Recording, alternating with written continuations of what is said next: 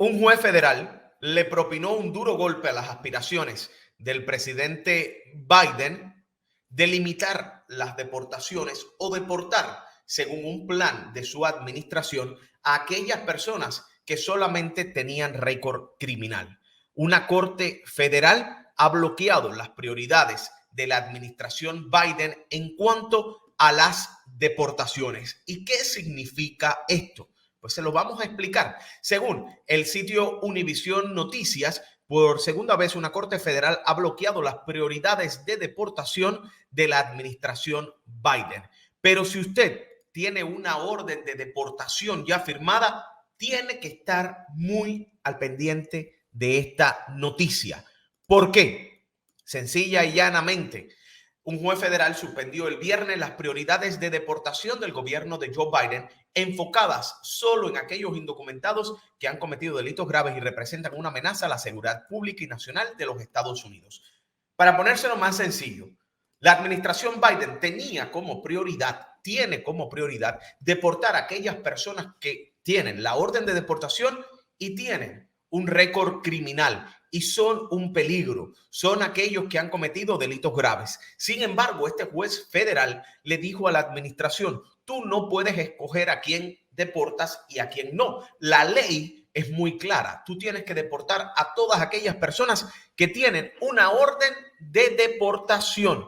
Y básicamente esto es lo que ha regulado el juez federal Drew Dipton de la Corte Federal del Distrito del Sureste de Texas, que falló a favor de una demanda entablada por los estados de Texas y Luisiana, ambos gobernados por republicanos, quienes alegan, según Univisión Noticias, que la política de deportaciones del DHS violó la ley de procedimiento administrativo. Dice el juez: el Poder Ejecutivo puede priorizar sus recursos, pero debe hacerlo dentro de los límites establecidos por el Congreso. Usando las palabras discreción y priorización, el Poder Ejecutivo reclama la facultad de suspender los mandatos estatuarios. La ley no sanciona este enfoque. Esta decisión es un nuevo golpe, una derrota a la política migratoria de Biden, quien desde que llegó a la Casa Blanca hace 17 meses ha intentado sin éxito desmantelar la política migratoria de tolerancia cero del expresidente Donald Trump, dice la página de Univisión Noticias. ¿Qué significa este dictamen? Según José Guerrero, un abogado de inmigración citado por Univisión Noticias, básicamente volvemos a la política anterior, donde los oficiales de inmigración deben enforzar la ley y proceder, y esto es muy importante, con la deportación de extranjeros que tienen una orden de deportación o antecedentes criminales. Quienes tengan una orden de deportación actualmente están en riesgo de ser deportados, y los inmigrantes detenidos esperando juicio, si no califican para salir libres bajo fianza, permanecerán detenidos. La política anterior mencionada por Guerrero corresponde a las prioridades de deportación determinadas por el gobierno de Trump el 25 de enero de 2017. En ella se estipulaba que un extranjero acusado por cualquier delito, aunque el caso no haya sido resuelto, estaba sujeto a ser detenido y deportado.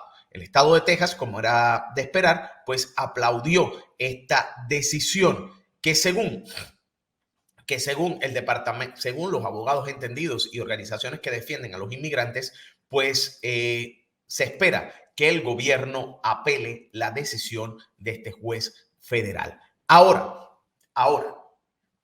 un juez federal le ha dicho a la administración Biden: tú no puedes deportar a Daniel porque tiene récord criminal y una orden de deportación, y no deportar a Daniel en el mismo caso que no tiene un récord criminal, pero sí tiene una orden de deportación. Tú debes deportar a todos los que tengan una orden ya firmada por un juez. ¿Qué se entiende esto? Los que perdieron los casos de asilo, los que tienen el I-220B, perdón. Pero ¿qué sucede en este caso? Vamos a las dos comunidades que ahora mismo podrían tener, a pesar de esta decisión, pues un amparo.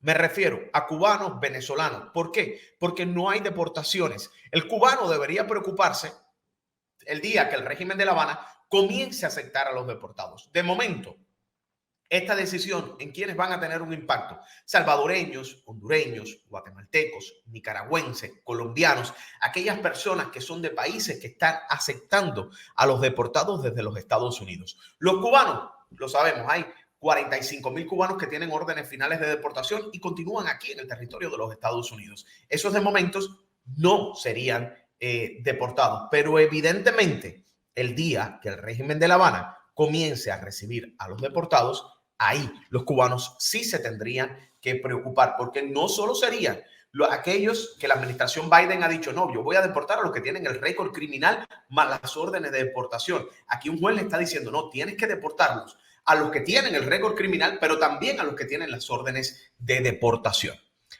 Vamos a continuar leyendo sus mensajes. Olga Lidia, saludos. ¿Cuándo está Willy? Quizás el jueves. Lourdes, saludos, bendiciones. Una cubana que te sigue desde Venezuela. Gracias por seguirme desde allí. Y los venezolanos sí los deportan a los venezolanos en estos momentos, juntos con los cubanos.